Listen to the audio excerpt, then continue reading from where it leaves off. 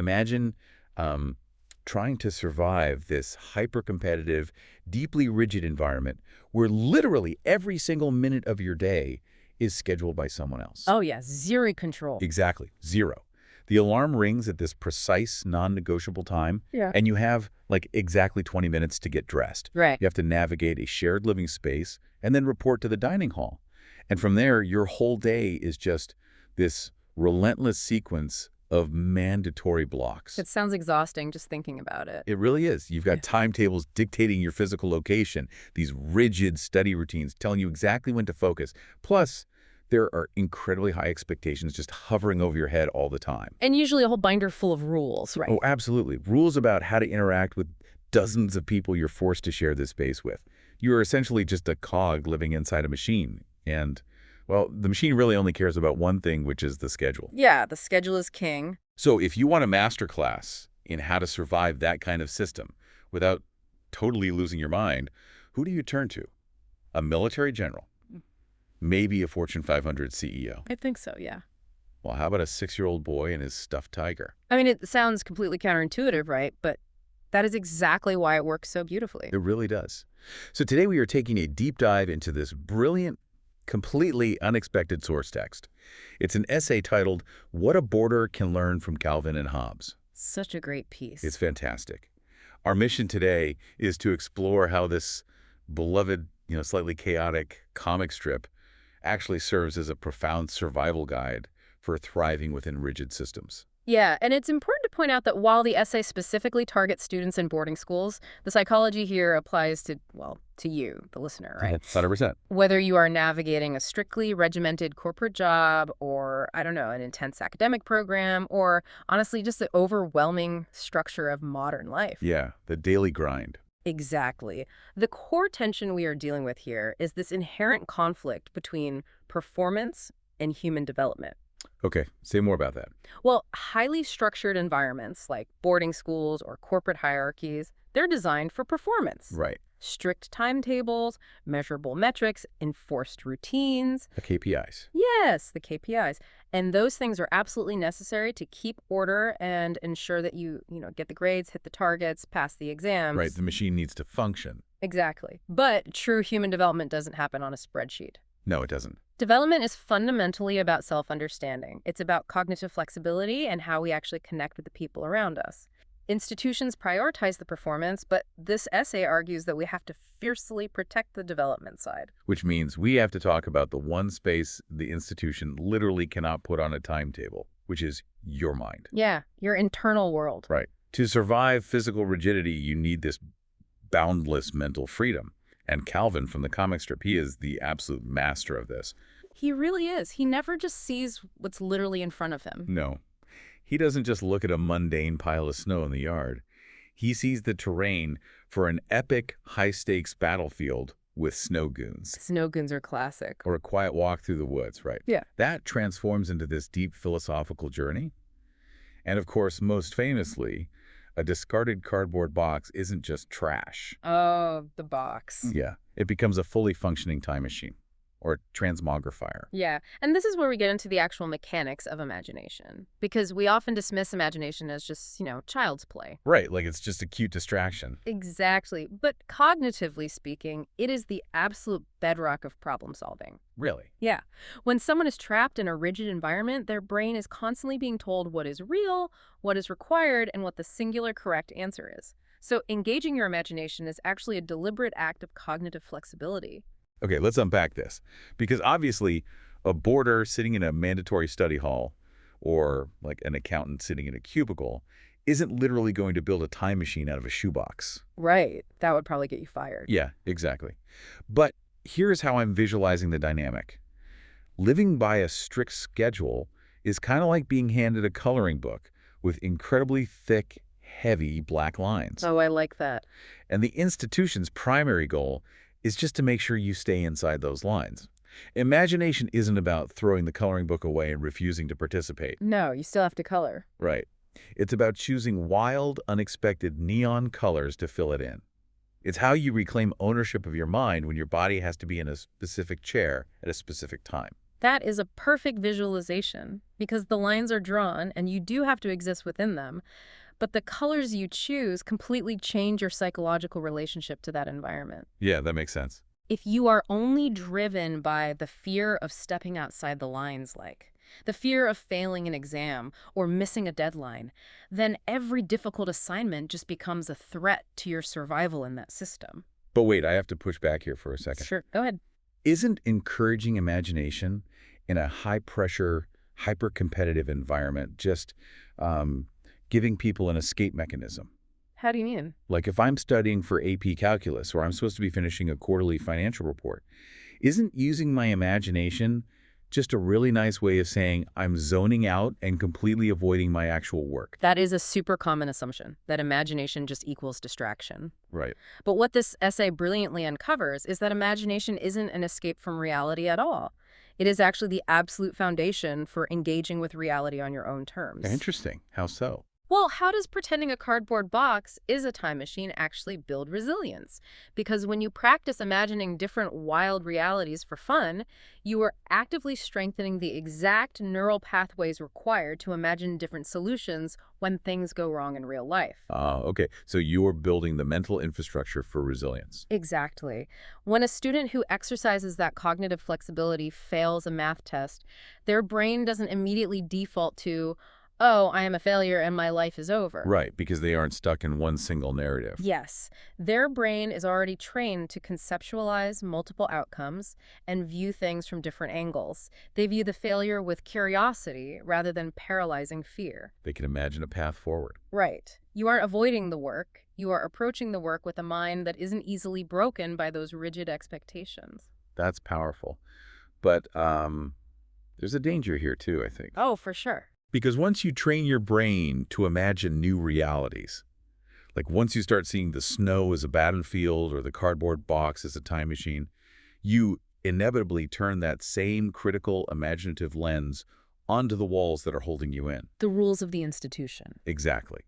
You stop seeing the 7 p.m. mandatory study hall or that 9 a.m. Monday all-hands meeting as absolute laws of physics. Yeah. And you start seeing them for what they really are, which is just arbitrary rules made up by adults. Yes, it's that cognitive leap from imagination to institutional critique. When you realize the system is constructed, you naturally start questioning the logic of the people who built it. And Calvin is the absolute king of tearing down adult logic. Oh, he really is. He never just accepts a rule because an authority figure said so.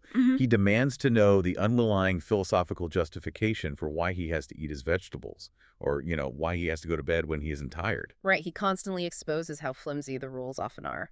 But this raises a huge issue. How do institutions actually handle that kind of scrutiny? Because in a boarding school, you have teenagers who are away from home, navigating intense academic pressure, deep social insecurity, and these random bursts of spontaneous joy. It's an emotional roller coaster. It's a pressure cooker, where the safety valve has literally been welded shut. And the schedule does not care if you're having a bad day. No, the schedule marches on. So here's where it gets really interesting. I completely hear you on the psychological benefit of questioning authority. But let's look at the reality of the system. Okay. In a boarding house of 50 stressed-out teenagers, or a company of 500 employees, if everyone suddenly starts channeling Calvin and demanding the philosophical why behind every single rule, the staff will lose their minds. Oh, absolutely. Total chaos. Right. The system falls apart. So how does this actually work in practice without breaking the machine? Well, it works through this mechanism of respectful friction, which is actually a vital part of emotional intelligence. Respectful friction. I like that. Yeah. The goal isn't to burn the boarding house down, right? The goal is self-advocacy. When a young person simply suppresses their frustration just to comply with the machine, they internalize all that stress. And that's not healthy. Not at all. It usually manifests as anxiety or depression. But when they are taught how to question the rules, when they move from just saying, I refuse to do this, to saying, hey, can you help me understand the purpose of this? They are externalizing the friction. They're basically opening a valve on that pressure cooker. Precisely. Engaging thoughtfully with authority teaches them to balance their growing need for independence with their responsibility to the community. That makes a lot of sense. And more importantly, if you aren't allowed to question the rules of the institution, you quickly learn that you aren't allowed to question your own internal emotional state either. Oh, wow. Yeah, you just suppress your feelings to keep the timetable moving. Which is terrifying, honestly. Because if you are constantly suppressing your reactions to adult logic, you just become entirely disconnected from yourself. You become the perfect, efficient cog. Right. But doing the opposite, pushing back, questioning the system, feeling the full weight of that pressure cooker, Yeah, that makes you a target. it definitely can. It can be incredibly isolating, especially when you look around and it seems like everyone else is perfectly happy being a compliant cog. Which logically brings us to the biological necessity of an anchor. Yes. Because you cannot survive a system that constantly evaluates you without having at least one space where you are not being evaluated at all. In the context of our deep dive, you need your Hobbes. Exactly. You need Hobbes. The stuffed tiger who is just a literal toy to everyone else, but who comes completely alive for Calvin when no adults are around. Right, he's the anchor. Hobbes is the ultimate archetype of a grounding force. I mean, he doesn't care about Calvin's grades. He doesn't care if Calvin is popular at school. He just stays present. Yeah, he listens. And when Calvin is spiraling or just being completely ridiculous, Hobbes challenges him gently, usually with some hilarious deadpan comment. What's fascinating here is the psychological mechanism at play, because psychologists often refer to concepts like externalized self-regulation. Internalized self-regulation. Yeah. For a child or a teenager whose prefrontal cortex is still developing, processing intense stress entirely internally is almost impossible. They use proxies. I see. So Hobbes isn't just an imaginary friend. He is an externalized processor for Calvin's overwhelming reality. He represents a microenvironment of zero expectations. A microenvironment of zero expectations. That is such a powerful phrase. It really gets to the core of it. Because if you think about a hyper-competitive boarding school or like a cutthroat corporate office, your entire social value is tied to your performance. 100%. The currency of those environments is achievement. Exactly. So you feel this constant need to put on a mask, to project this image that you are totally fine, totally cool, and completely on top of your workload. It's like living in a social fishbowl. And maintaining that mask requires a massive amount of cognitive and emotional energy. It has to be exhausting. It literally floods your body with cortisol, the stress hormone, and chronic cortisol destroys cognitive function. Wow.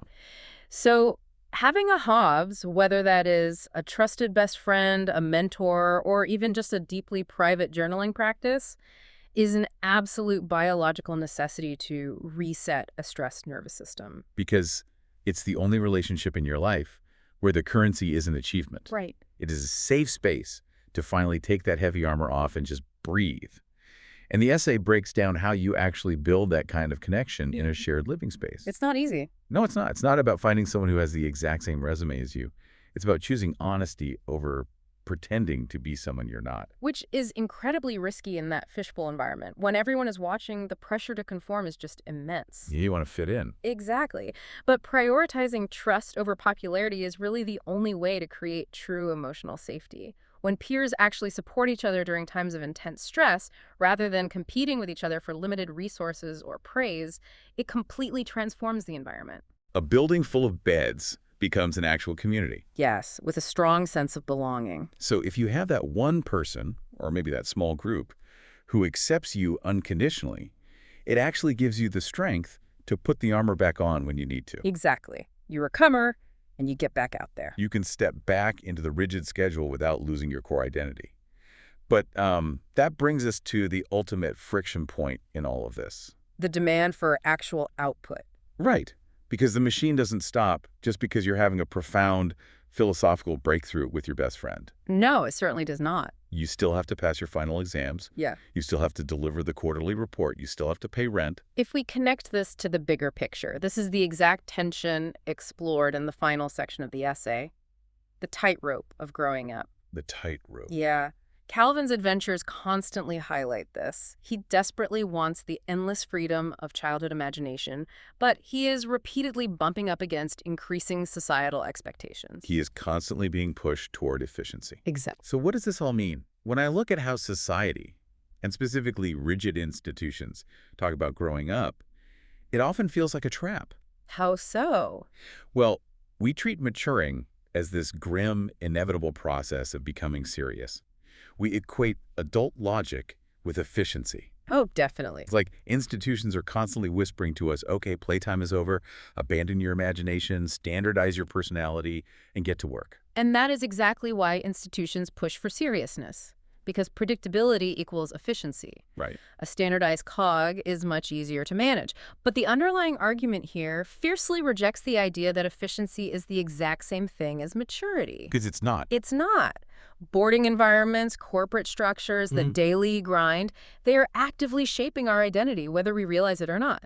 The essay uses Calvin as a brilliant blueprint for institutional resistance. So you don't actually have to kill Calvin to become a functioning adult. Exactly. Maturing isn't a light switch where you turn off the joy just to turn on the productivity. That is such a relief to hear. Yeah. Growth does not require losing your personality. It is really about learning to integrate playfulness with responsibility. Right. You develop the self-discipline to navigate the schedule and pass the exams, yes, but you do it while fiercely guarding your cognitive flexibility. You do it while maintaining your microenvironments of zero expectations. You use both simultaneously. That is such a relieving concept. It's the balance we all need. To know that you are allowed to be the student who rigorously studies and aces their exams, and you can also be the person who finds deep subversive humor in the absolute absurdity of living your entire life by a bell schedule. It really is the difference between merely surviving a system and actually thriving within it. Yeah. When you manage to hold onto that imagination and you maintain those authentic, low-pressure connections, you don't just become a better student or a better employee. What happens? You build a profound confidence in your own individuality. The rigid system stops being a threat that might crush you, and it simply becomes the current landscape you just happen to be navigating. That perfectly captures the absolute core takeaway from this exploration. I think so, too. Whether you are a teenager trying to survive the intense pressure cooker environment of a boarding school, or, an adult navigating the rigid hierarchy of a corporate job, or honestly, just someone trying to manage the daily grind without losing your spark. You are allowed to be both. Yes. You can be thoughtful and you can be playful. You can be highly independent and you can be deeply emotionally supported by the people around you. Growing up and moving through these systems is about discovering meaning on your own terms. Not just blindly submitting to the adult logic of a timetable. No, it is a phenomenal blueprint for life. And it actually brings us right back to that very first image we discussed from the comic strip. The cardboard box. Yes, the box. I want to leave you with this final thought to mull over as you go about your day. Okay, let's hear it. Think about the physical spaces in your own highly structured environments. Think about your office desk, your classroom, or maybe your daily commute. Is there a cardboard box in your life right now? A seemingly ordinary object, a mundane, repetitive task, or a strict schedule block that you could completely reimagine tomorrow? How might you use your own cognitive flexibility to reclaim a sense of playfulness and freedom within that rigid system? I love that so much. Find your cardboard box and see where it takes you. Thank you so much for joining us on this deep dive. Keep questioning the adult logic, keep exploring your own mind, and most importantly, keep finding your own adventures out there. We will catch you next time.